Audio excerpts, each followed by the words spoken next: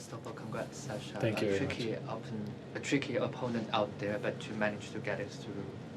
How does it feel to? Well, it feels great. It was tricky conditions, as you can see. It started to rain, so it was like a little stormy today. I wasn't expecting that. You know, when we were warming up, it was totally normal weather, and when we came on court, it was a bit windy, and it was more from our end, you know, to land the shots. You have to land, you know, in that condition, and for me, I'm really happy with the way I stayed mentally and kept fighting, even being down the break in the third set. Connor, you want to start? Yeah. Alex, it feels like we're getting a more locked in Bublik than we've had. Are you actually enjoying it maybe more than previous years? Well, I enjoy more winning than in the previous years, and for me, it's really like that's how I started to play, like probably from around Madrid, Rome, Turin last year. And I continue with that, and you know, when the things are working, I don't think you have to change something. So for me, it's more about keeping the consistency, keeping the rhythm, doing the things that are working now. And as long as it's working, I'll try to continue. If something needs to be changed or adjusted, I hope to be on time, you know, not to be delayed like I was with probably 2025, a bit of the losing of the rhythm at the beginning. So maybe if some adjustments needs to be done, I hope to be on point with that. Congrats, another really good win. Sort of 5-2 down in the third set, it felt like maybe the Sasha Bublik of a year ago, 2 years ago, might have sort of packed it in on that set and said, you know, let's move on. But you didn't, you fought back and you won it, you were great. What's been the sort of main trigger in that like mental change for you to just be able to push through in sets like that maybe you wouldn't have done before? Well, I think you know, with the years to come, you know, I aged a bit, you know, I matured a bit, and I think, as I said in the past, I'm treating it more like a work. Like, you know, I came here to do things. I came here to win matches. I came here to do everything that is in my power, that not against the rules or, you know, against the codex of a gentleman, you know, whatever you can call it, to get the win. So I'm trying to fight. I'm trying to get the balls back, and this is the mentality I catched, as I said, since last year, and I try to continue because I mean, I have no joy of coming here, taking the third set, losing, I don't know, in 5, you know, yelling, breaking rackets. I don't feel, you know, need to do that. So for me, it's more about fighting, and if I can fight till the end and try to get the win, it's good that it worked today, but we'll see how it's going to be in the next matches. Nice.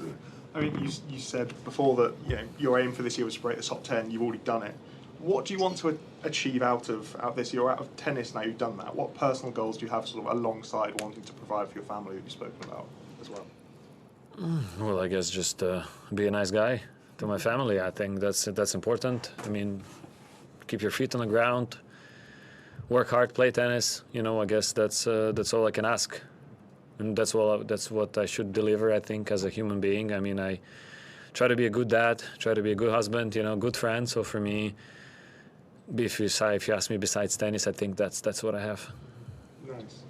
And I mean, if you look back at the last 5-10 years of your career, you talk about not getting enjoyment out of smashing rackets and stuff like that.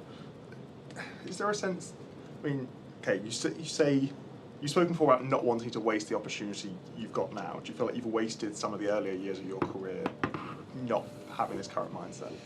No, because I think you can't really push someone, in my opinion, to be honest. You know, everyone was telling their kids, you know, to learn from others' mistakes. I think we actually learn from our own mistakes, and you can't really push someone, in my opinion, unless you're gonna break the guy. Maybe the results will come, but you may break a person. So for me, it's more about, everyone was telling me that. I mean, it's not like I'm playing for the first year or second year. I've been on tour for like, what, eight straight seasons in the top 50 or 7 straight seasons. And besides that, I was already top 100 in 2017. So it's been a long way. And I was listening to that, and I was getting a lot of that.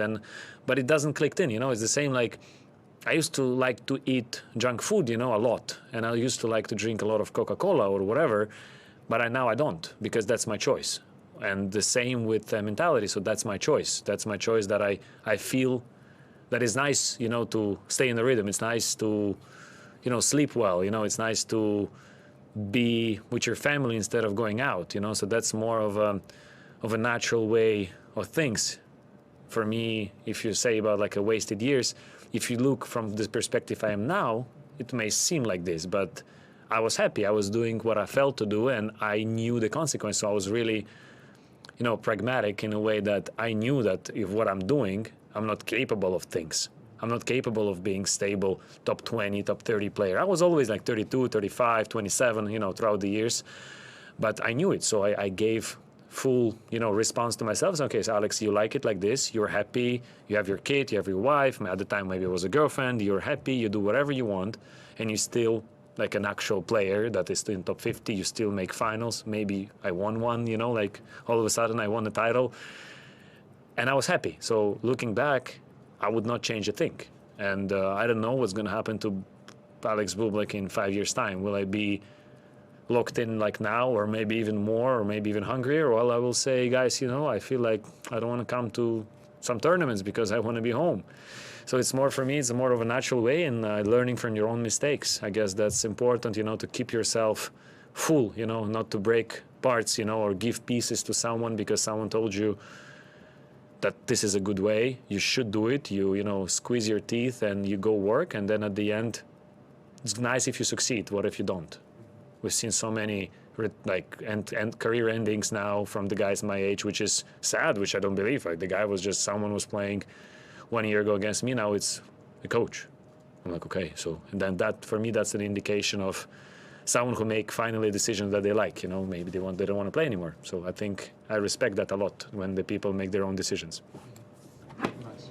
Thank you. That's great. Thank you. Thank you very much.